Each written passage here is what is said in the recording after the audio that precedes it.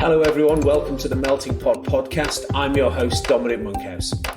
The Melting Pot is as a result of my hunger for optimizing business performance, scaling up organizations, corporate culture, customer addiction, building high-performing teams, along with a few other obsessions along the way. I've spent the last several years working for and with some of the most successful, top-performing companies in the world.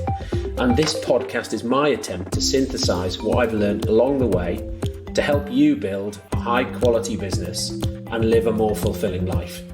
If you enjoy the podcast, you can find more information on today's episode and other topics at dominicmonkhouse.com. Today I'm talking to Barnaby Lashbrooke, who's the CEO at Time, etc. He and I have known each other for a number of years. He had another business that was acquired by Pipex when I was managing director there, Supernames, which was a domain registration and hosting business. We both left Pipex and he set up Time, etc., a virtual assistant business. I talked to him today about setting up a business and remote versus office-based and building culture. I think it's something I've got a blind spot on. The businesses that I've built and had success with have all been office-based, and I struggle to see how building an entirely remote workforce, it's not even something I want to contemplate doing. It just seems too hard. Barnaby's now got 700 employees, part-time remote workers in the UK and the United States. So we chat about some of the things that are going well and not so well. We talk about the culture, the cultural difference between maybe US and UK that stops entrepreneurs in the UK outsourcing tasks so they can spend their time on things that are more useful, even reading bedtime stories to their children. And we talk a bit about fear, Barnaby's own journey into becoming a CEO with emotional intelligence and how that impacts him day to day. And it made me think about my own fear and confronting that. I remember many years ago reading a little book called The Little Book of Calm. And in there was a page on setting up a fuck them fund. Basically, it said, have 3 months' salary in the bank. Anyone can stretch 3 months' salary to 6. And then you go to work as a volunteer, not as a wage slave. And that was 20 years ago. And I've been a volunteer ever since. And so even now, occasionally I wake up in the middle of the night. Nobody wakes up in the middle of the night thinking good thoughts. You wake up in the middle of the night thinking, what if it all goes terribly wrong and they repossess the house? And then I remember, because I still have just a chunk of cash put away that I won't touch, that is just my safety blanket, and roll over and go back to sleep. So anyway, let's get on with the conversation with Barnaby. I am Barnaby Lashbrooke. I'm the founder and CEO of Time, etc. And what Time, etc. does is it helps entrepreneurs to achieve more without working harder. That's our mission. And we do that by connecting time-poor entrepreneurs on the one side of the equation with very, very talented and experienced stay-at-home mums who used to be executive assistants on the other side of the equation. We link those two people together, and the idea is that they work together to provide really valuable work to the stay-at-home mums because they've kind of left the traditional labour market, and to really help those entrepreneurs to kind of push on and achieve more without the answer being just to sort of work harder and beast themselves with what they're trying to achieve. And where are your virtual assistants located in the world? So they're all over the UK and the US, pretty much every state in the US, and just distributed really all over the UK. And how many of them are there now? About 700. It sort of fluctuates, it kind of goes up and down, but latest count will be about 700 of them, all working independently. They're all freelance service providers, so they often provide their services to clients in their local area directly. They'll then provide services through Time, etc. to our clients as well. Okay. How long has the business been going? It has been going about 11 years. I think we're coming up for our 12th year. It's been going a while, and at the very beginning, this was a really difficult idea to sell to people, particularly in the UK. It was very, very scary for people to think about working with someone they weren't going to meet, and sort of trusting that person with access to various things like their email. And what's been lovely over that kind of time period is we've got better and better at what we do, but also our clients have got more and more relaxed and more used to remote working. And so we've really seen the last couple of years, things start to really develop quite nicely. And is that a cultural shift or is that a technology-driven shift?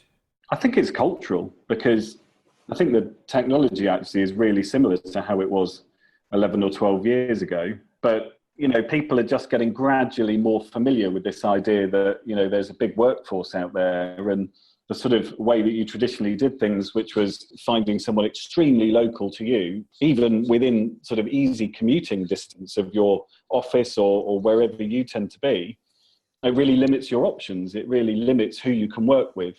And so, perhaps a big cultural shift in people just being a little bit more prepared to realise that they can cast the net a little bit wider. And then when they do, they get a reward because they can find a much bigger pool of people, and they can find, really the right person to work with them, instead of having to kind of put up with whoever they can find locally. And what types of things are your clients getting people to do for them? Has that changed? I would say that the role of an executive assistant has changed in that time in general, really. So I think when we started, it was all really sort of traditional executive assistant duties. So, managing someone's diary, maybe corresponding with people on their behalf, trying to sort of arrange their time and make their time efficient. And especially for our small business clients, the role of the assistant has expanded quite massively over the last 10 years or so. And so it now encompasses a lot of things like social media and keeping sort of social media presences up to date, but also quite a lot of content generation and writing. We've got assistants that will help people produce podcasts, for example, and produce regular content, because things like, producing regular content is getting more and more important for, the kind of entrepreneurs of today. So a real widening of the role. I think the role has become sort of overspill in general for entrepreneurs. So less entrepreneurs now are going out and finding an assistant to manage their calendar. More entrepreneurs now are going out and finding someone that's capable of dealing with almost anything that spills off of their to-do list, but that they still need to get done. You said originally that culture has caught up with your ability to deliver. Was it culturally more difficult in the US as well, or was the US more open to virtual assistants than the UK was when you launched in the US? We launched in the US comparatively recently, so back in 2013. And so it's difficult to make a direct comparison, but certainly my perception at the time was that people in the US do not have the same cultural hang-ups about working remotely, but they also generally, this is kind of my general experience, are much more comfortable with the thought of delegating. So I think in the UK, you still actually get quite a lot of resistance just around sort of people giving themselves the license to offload some of their to-do list. I think for some people that can feel almost like a failure, that they're sort of saying, I need someone else to do this stuff for me, or it can have lots of sort of other issues associated with it, like people feeling like they're belittling their assistant by handing over a sort of minor admin task, and they don't really want to put their assistant in that position, and so they'll do it themselves. Whereas in the US, the attitude is really much more direct, and people have really no problem with having an honest and frank relationship with their assistant, and really utilizing that assistant to get rid of those tasks that would otherwise hold that person back.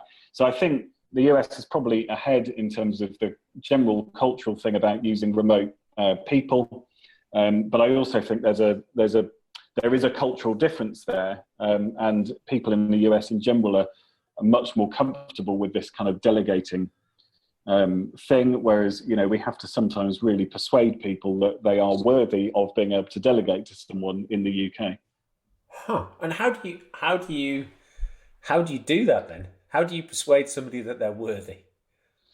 Well, one of the things we love to do is just talk people through their week, and really sort of investigate the kind of challenge that they're facing as they go through their week. Because once you can talk to someone about all the stuff that they're doing that they probably could get someone else to do, then, you know, that's kind of where the process starts, that it starts to slowly dawn on people once you start going through, like, you know, big list of things that actually you could offload to someone else. And if you did that, maybe you'd be able to get home in time for your kids' bedtime. Maybe you'd be able to get to the gym every couple of days like you really want to. Maybe you'd be able to go out and fill your pipeline for the next 12 months.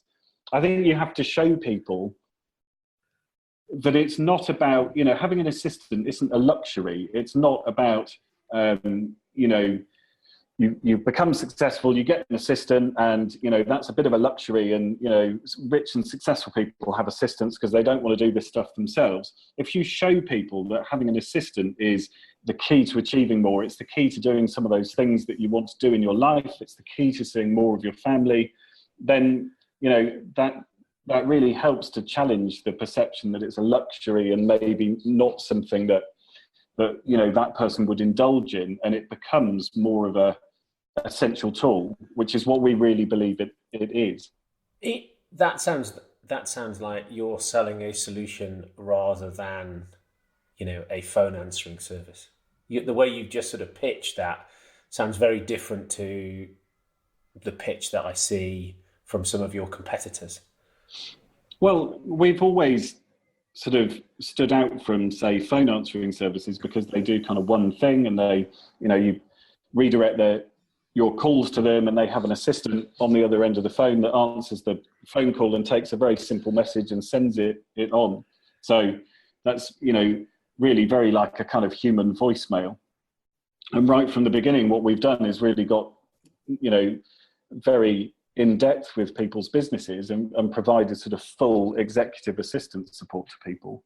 And I think what we're maybe getting better at doing is talking about what that can do to you emotionally and what it can enable, and what, you know, yeah, you know, if you talk to someone about that they'll have more time to get home and see their kids and read their kids a bedtime story, that's a really emotive but very, very important benefit of using a service like ours. And I think we've really developed that. You know, we started without that kind of message, and we've really developed that message over the last few years. Okay, I've got your model's changed, hasn't it? Because originally you didn't have 700 remote workers. You had everyone in the office, and it's interesting. I quite often, I wrote a blog post recently about remote workers versus office based, and I just wonder whether you have a view about how easy it is to build a culture. I mean, you know, you had one business model and you flipped. So, you know, why did you start with an office? Why did you flip? And what, we'll go there, and then I'll ask you some more questions. Okay. So we started with an office really because that's, my perception was very strongly that you had to have an office and you had to have people in that office in order to be able to, for example, build a culture. So this was back when I was 23 or 24.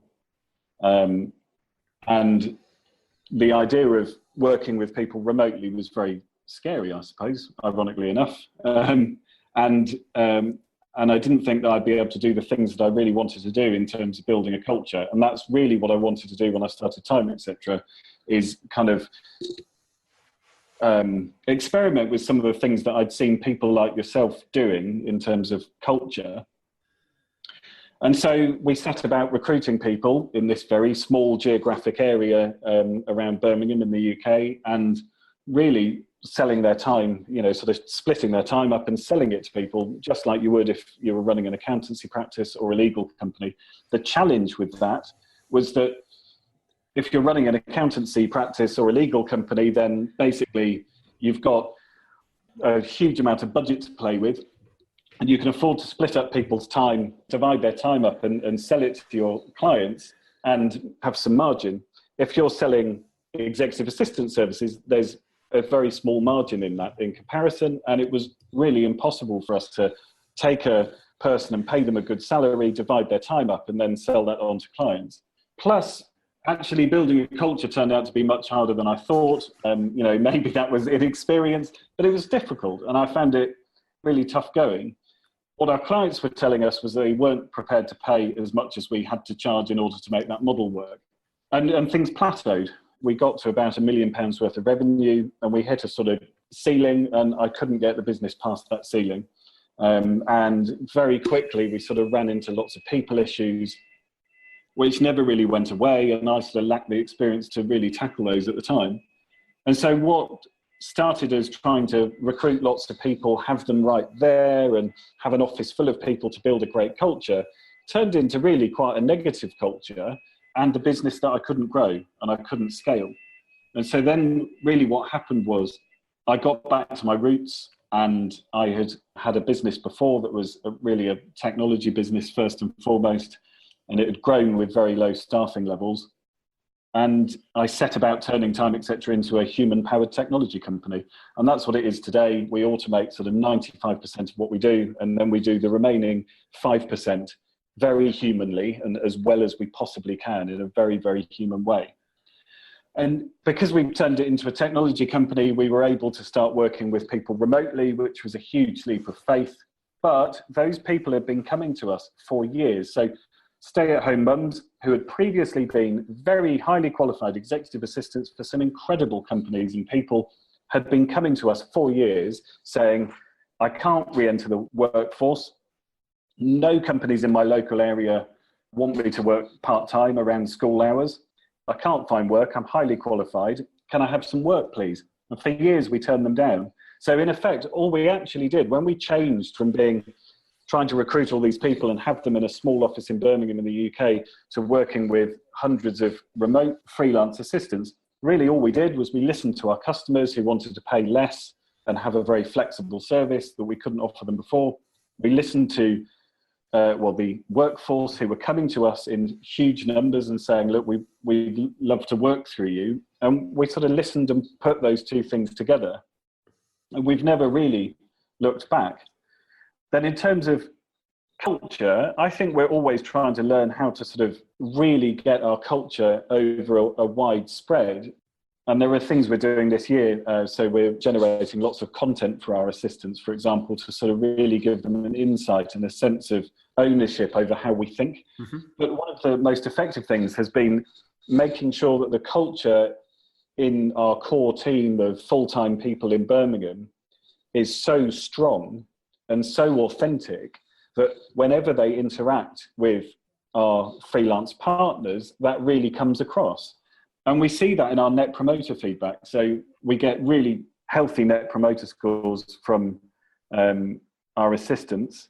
And much of the feedback that they give us is about the interactions that they have with our team and the sort of values that they feel when they interact with our team here. So that's our kind of strategy, is to make sure that we're really giving people the autonomy to act in line with our culture and act in line with our values here. And then their interaction points are a chance for us to kind of show that to our freelance partners. And do you track that, both the net promoter score, and then I guess the two things that you might be also tracking are sort of executive assistant churn and client churn? And is there a correlation? You know, if you've got a great internal core, if a client has an assistant churn, I guess the client is at risk. You must build a bond between your clients and your assistants. There is definitely a link between the two. The most challenging period for us is the first 4 months of an assistant's lifetime with us, okay, and the first 4 months of a client's lifetime. A lot can happen in those first 4 months. So you can have an assistant that, you know, we do all of our vetting on, and we do all of our sort of selection process, and we talk to them extensively and make sure there's a good fit. But you can have an assistant whose expectation might still be different from, you know, life as a freelance executive assistant. You can have people that haven't done it before and don't really know what to expect, and then, you know, it surprises them. You can have people that are sort of weighing up their options and thinking about different routes they want to go down as an executive assistant that works from home. So that's quite a high risk period for us.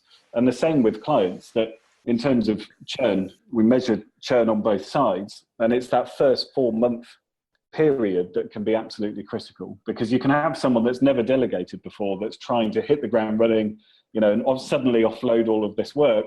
And that, that can be a huge, huge psychological undertaking for someone to cope with. You talked a little bit there about the assistant onboarding. What do you do for the client? What have you put in place that's driven or reduced client churn in that first 4-month period? We've boosted our retention by about 10% over the last 12 months from a client perspective. And really, the nub of that at the very beginning is a very human action, which is speaking to them.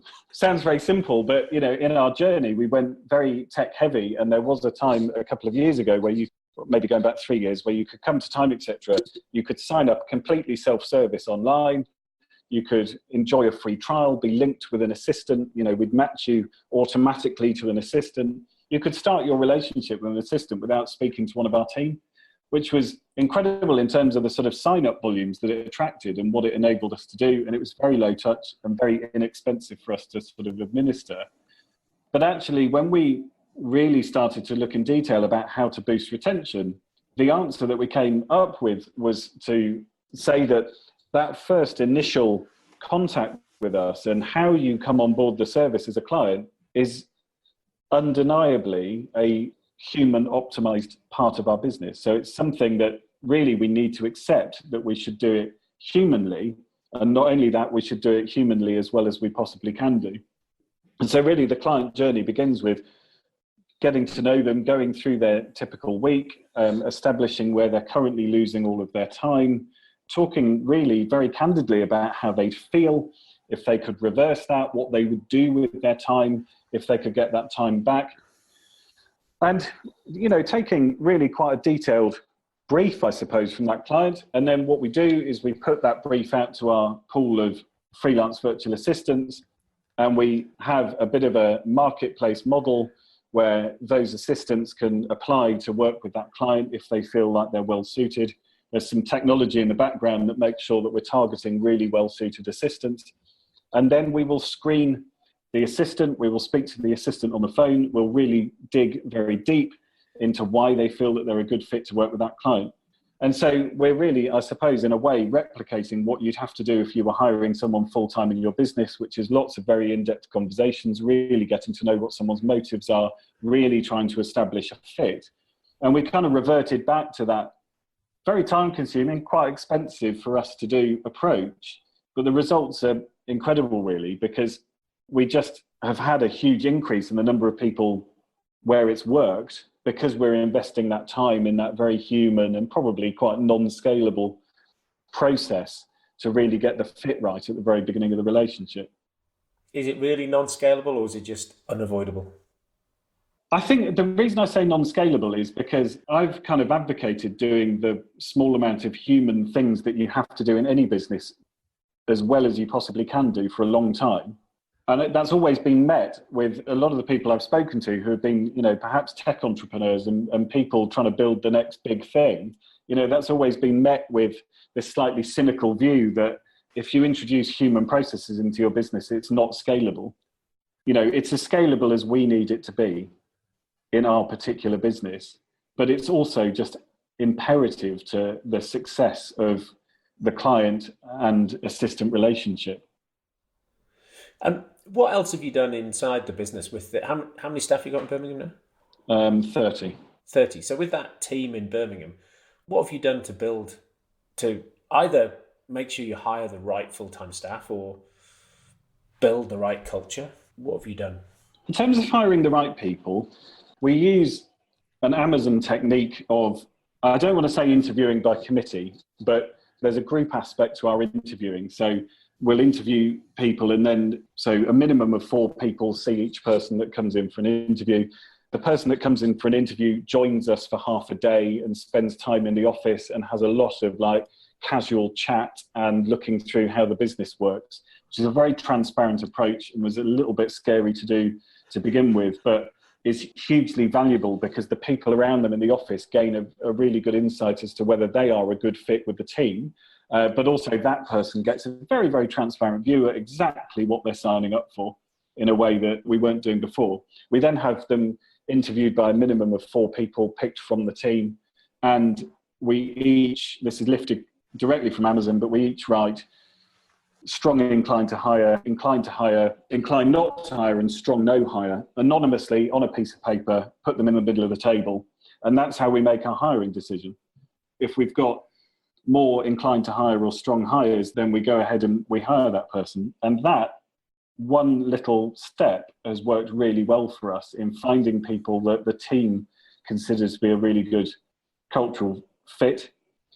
And did you do that because you didn't want to be in a position where if you, the CEO, said, I think we should hire this person, other people would then might think that they didn't want to, but weren't in a position where they wanted to challenge you directly, and so the anonymous thing makes it, there's no confrontation. People aren't trying to sell the candidate to each other. It's just what are the scores?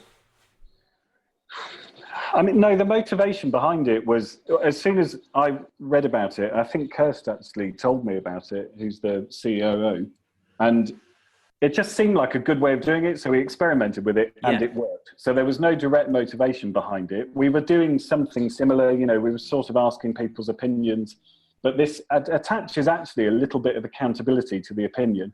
People know that when they put that piece of paper in there, they are going to affect the outcome one way or the other. But it genuinely just feels like the right thing to do. It feels like the right way for us to make decisions over who joins the business, and the intelligence gained from the team who have sat with that person and worked with them for half a day is invaluable. It always gives us a greater insight than I would have interviewing that person, as I used to do. Have you done any training for the team in terms of interviewing? Have you got a standard set of questions you use? We've got a standard set of questions. Many of them we sort of have borrowed from Zappos and sort of their approach. It's sort of really about asking people how lucky they are and exploring that question. I know you're a fan of that. That is my favourite. I only came across that last year, but it's my favourite interview question. And, I might be having a conversation with a candidate and I'm thinking, this is going really well. And I say, how lucky are you? And they say, I don't know, 4 out of 10. And I'm just thinking, no, bye. That has become a key question for us. Also asking about people's childhood. I find that really valuable to gain sort of insight into where people have come from.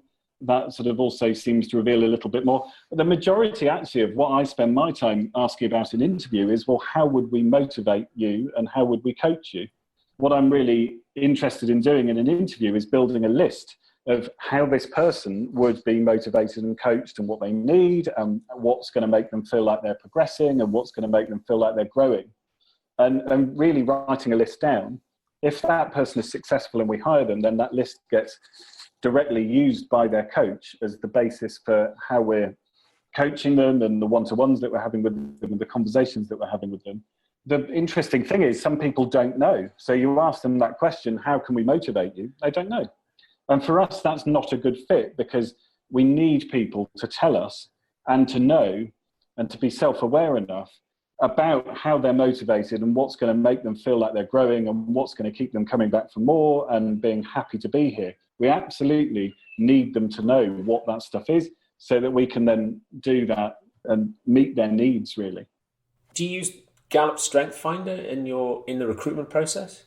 We don't use it as a recruitment filter. We use it as soon as we've made a decision to hire. Then at that point, someone goes through that process and then it becomes really important to seeing how they fit in with the team and sort of understanding which role suits them best. We don't use it as a screening tool in itself. And you said coach. Do people have managers or coaches or both? Coaches. What we've tried to do, this comes directly from you because you gave me this advice. What we've tried to do is keep small groups of people, so a maximum of 6 people under each coach. And then, really, genuinely, the whole approach here is to coach people, and that involves regular one-to-ones. It involves, giving feedback, looking at where they're aiming to go. Those guys bring an agenda to that, so they bring a list of things that they want to cover. And then, really it's about, helping people to grow as the business grows, and coaching seemed to be the better way to do that. And using the word coach sends a very positive message to what our intention is, which is to coach you to be more and to coach you into growth rather than trying to manage what you do or tell you what to do or dictate exactly what you do. we've been doing that for probably about 2 years, I think, and we just have not looked back from that change. It was like a light bulb moment to be able to shift from this awkward notion of manager that didn't sit right with us to throwing ourselves into this coaching approach. And is that because from an organizational structure perspective, you're quite a flat business? I mean, you've got 6 employees per coach. Are you just changing the title manager to coach, or are these really sort of peers? I think that it feels like a kind of peer-led culture. It's a really flat structure, but I'd say what we do is we build in respect for what each person does. And that is really evident in the culture. So I think sometimes what can happen with flat structures is it can be there can be a lack of control, there can be a lack of structure around people. Certainly we had a very flat structure at the beginning of the business, but it felt like rudderless or, leaderless almost, and the flat structure didn't really work.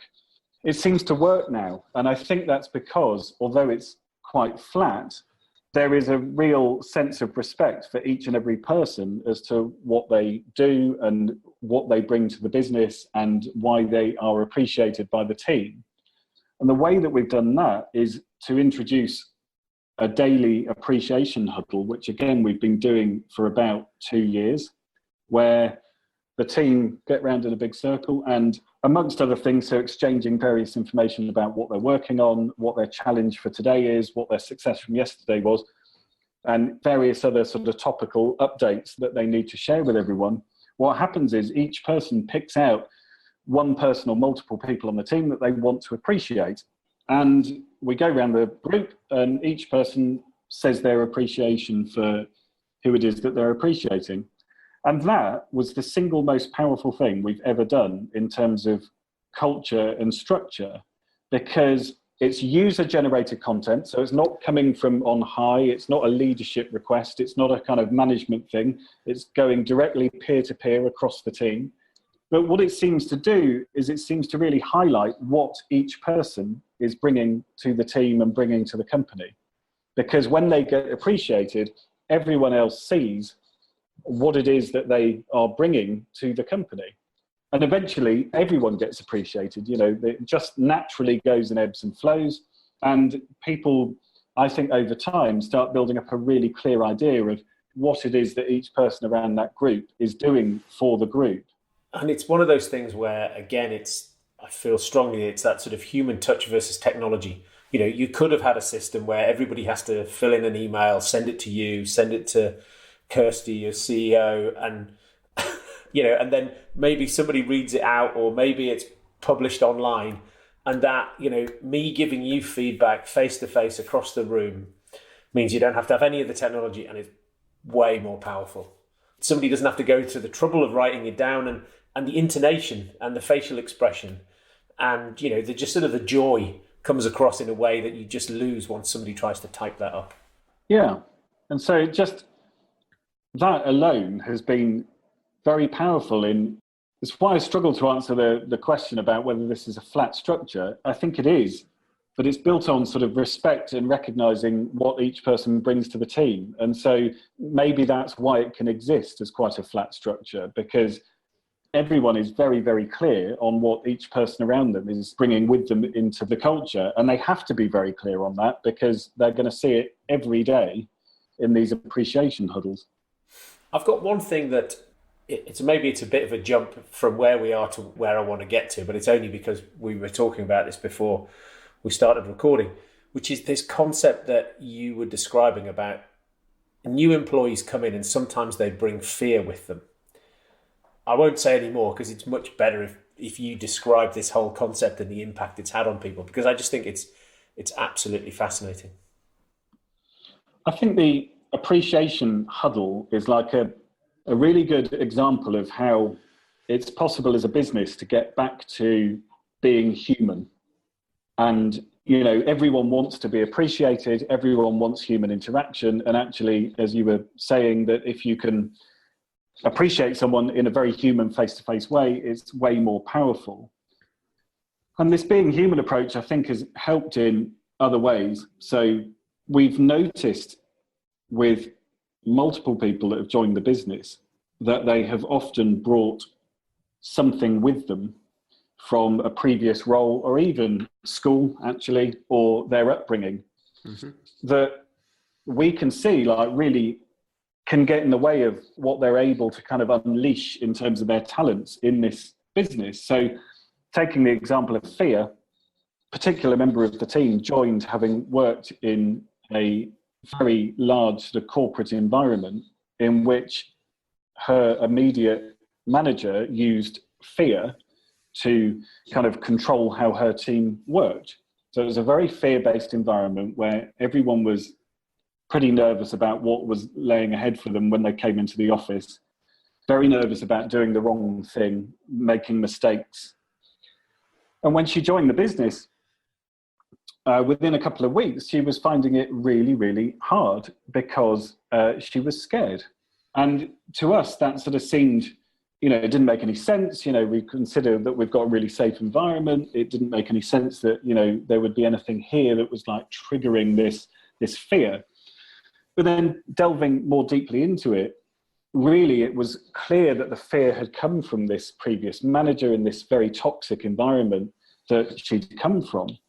And I think getting back to being human is all about seeing what's going on. So seeing that there's fear involved, not judging that fear, but then also knowing that if you take a really human approach to this, what you want to do is you want to help that person sort of leave their fear behind and unlock that and move on and know that they're safe.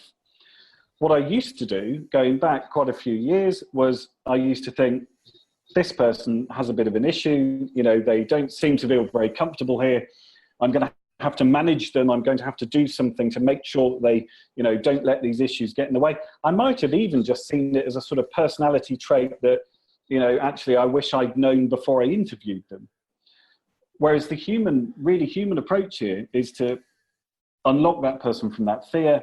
And so take that person, have a meeting with them and really talk about where this fear has come from, really help them to recognize where the fear is and where it originated from, and to see that it's not necessary anymore. That, this is a safe place to work. It's not somewhere that you need to come in and feel fear. And that you can, when you come through those office doors in the morning and they shut behind you, you can imagine that your fear is left outside and it doesn't come in with you. And that really human approach has really worked for us. So, to be able to take someone who's very, very talented and has a great attitude and we know will make a massive contribution to the business, and instead of seeing a personality trait that's holding them back and saying, that person's a bit held back, or we don't really understand how that person thinks, and kind of managing them accordingly, to really get very human about this and say, right, well, let's identify what it is. It's fear.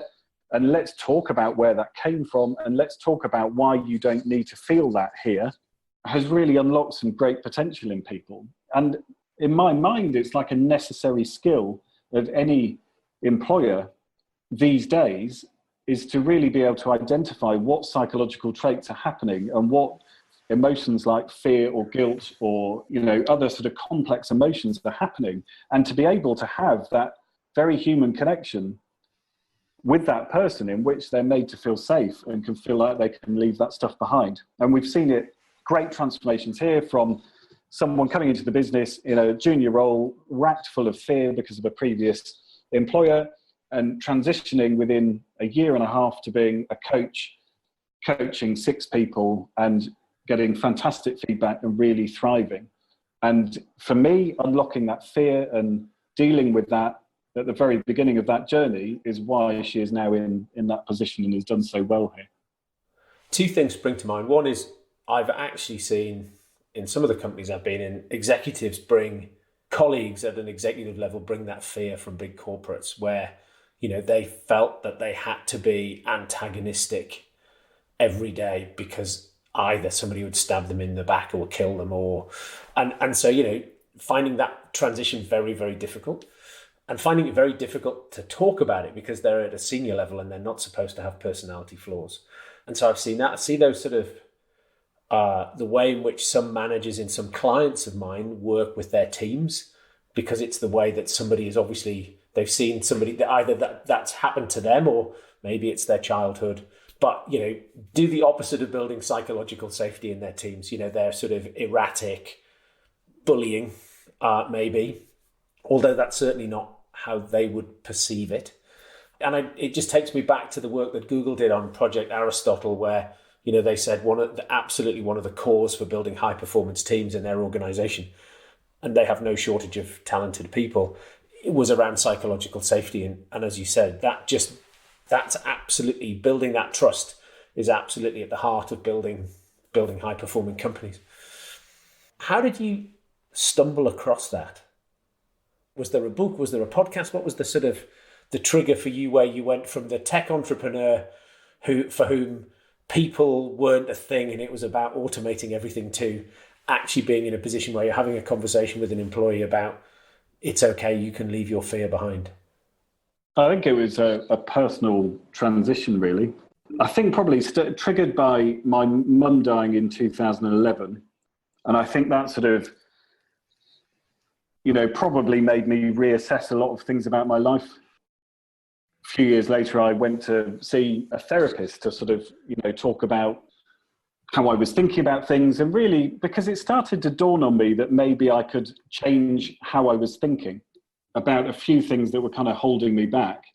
And really, that was one of the most powerful things I've ever done, because being curious enough to go and reconsider how I think was hugely powerful for me. And I think doing that, I uncovered that there are really only 2 or 3 fundamental sort of things at the heart of everything that we do. Things like recognizing fear and being able to be vulnerable and having very sort of personal conversations with people is one of those things, really. And so it was a personal journey of reconsidering how I think, discovering that I could think a completely different way, and many of the things I was carrying around with me and much of the fear I was carrying around with me, I could let go of and didn't need to carry that around.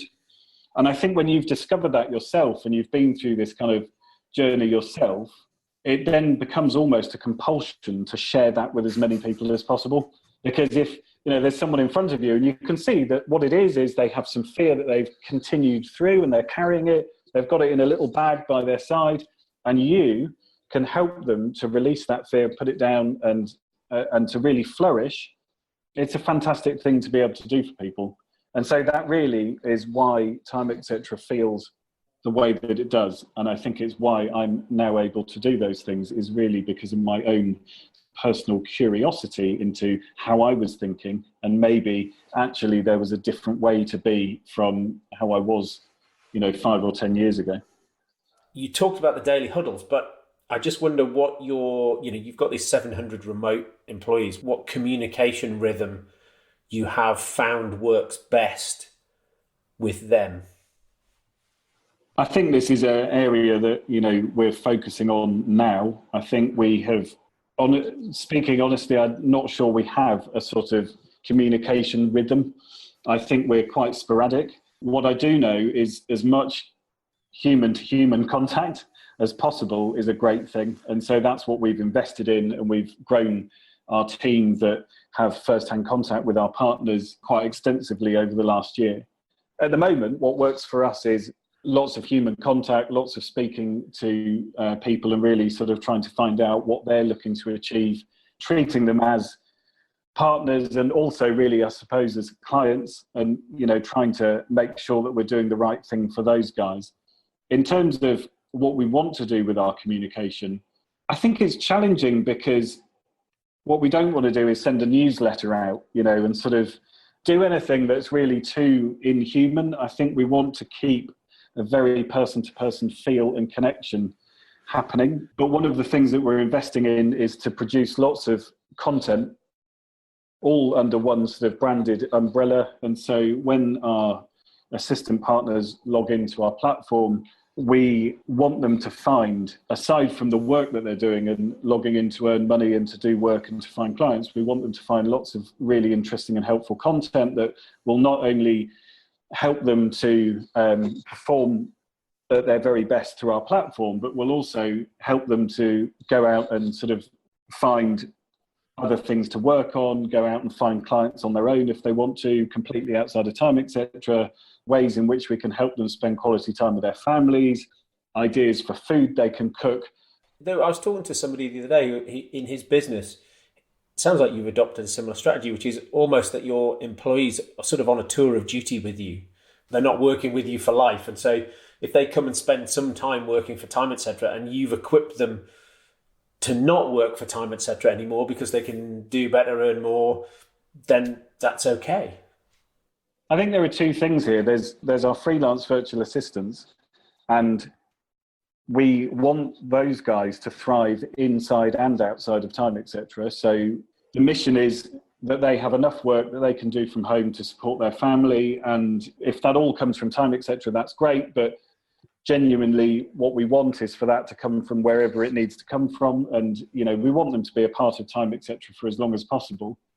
And I think the challenge with our smaller core team of employees is it's kind of a tour of duty, but really it's encouraging everyone to grow and then doing our very best to keep up with their needs once they've grown. So it's not being afraid of people growing. That's maybe the challenge in lots of businesses, and certainly so many of the people that we've recruited into time, etc., have had past experiences in businesses where they've been kept in their position and there is no growth available. And, you know, growth is a very scary prospect for the business owner because it means expense and because it means challenge, presumably, and maybe there's an egoic factor in there. Whereas for us, it's like, you've got to grow, because if you don't grow, you'll leave. But also, even if you don't leave, you'll be unhappy and you won't feel satisfied with what's happening. We'll help you to grow first. We'll worry about how we're going to keep up with your needs as you grow later. And funnily enough, there is yet to be a single example of where someone has overgrown what we're doing. It just seems to work, you know, that as people grow, they offer more value to the business. As they offer more value, it's easy to progress them in other ways, and it's easy to find places that they fit in where they can have an even bigger impact. It's funny, isn't it? That sort of some business owners, business managers, and that scarcity mindset. It just never works out for them, but they never quite grasp it. But I made that transition. I went from, in the early days of time, etc., you know, people would ask me for pay rises and I would feel completely unable to do that because I felt like there was scarce resource and I couldn't really feel like I could do that. And I would find ways of telling myself that there was justification for not doing that, and we'll do it next year, or you'll have to prove yourself first. And so I was trying to control that sort of for the greater good of the business. That's what I felt I was doing at the time. And then when I released that and I said, I have no control over it, people have to grow and people's salaries have to increase and people need to feel like they're progressing through life and that they're being rewarded for what they do. When I released that and I allowed that to happen and worried about how we were going to sort of pay for it or how we were going to sustain it later, really, we've never looked back. That has been an incredibly powerful change to make. And it amazes me how many people don't make that change and how many people... I interviewed someone earlier today where the reason for looking to leave her current employer is that they offer progression in title only. So they will upgrade someone's title and give them a new title, a more senior title. But there's no salary increase or even review of salary that goes with that move. And unsurprisingly, title only goes so far, and she wants to feel like she's really valued somewhere. That sort of wanting to feel like you're moving forward is just sort of that, it's sort of a fundamental human requirement around sort of motivation. If you could go back in time, knowing what you know now, what mistake would you avoid or what would you do differently? I honestly think I would work on myself. I would have worked on myself earlier. So at the beginning of time, etc., when I look back, I realised how little I knew. And, you know, I was 23, 24. I think your brain only stops developing from adolescence when you're 25. I didn't have any experience. I think I was probably a very challenging person to work for. I was very governed by fear and other sort of probably quite unhelpful emotions. And there were a lot of really good people that came to work with me who I suspect I was, quite a challenge to work for. And so I think that would be the thing that I'd go back and change.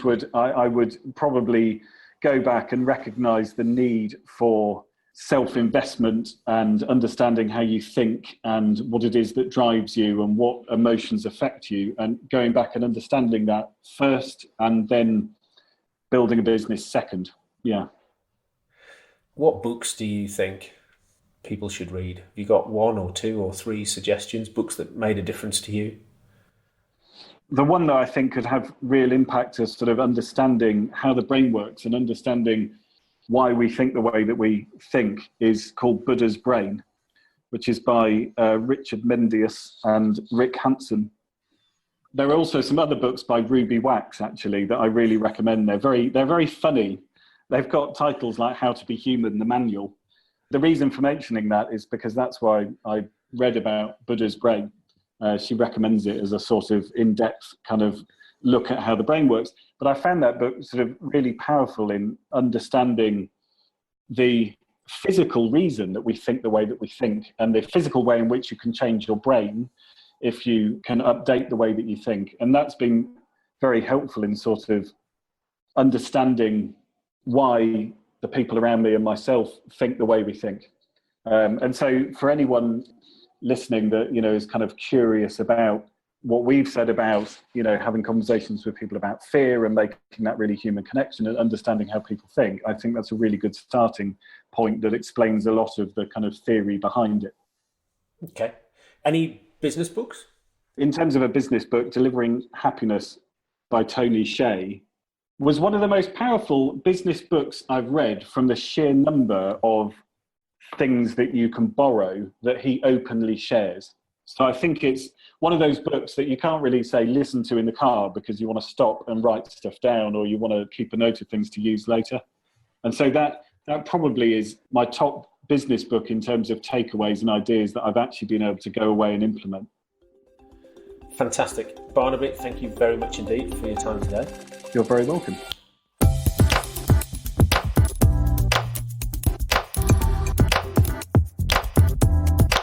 All this information and more can be found at dominicmonkhouse.com/podcast. There you'll find show notes, additional reading and links related to this episode. You can also find my blog and the past editions of the Melting Pot newsletter. The simplest thing to do is to sign up to my subjectively not crap once a week newsletter, where I'll update you on what I've been up to, the most interesting articles I've read, and all things relating to scaling up, high-performing teams, net promoter score, company culture, etc. Social, you can find me on Twitter at Dom Monkhouse and LinkedIn at Dominic Monkhouse. LinkedIn is probably the best way to reach me and share your questions and comments. Thanks for listening.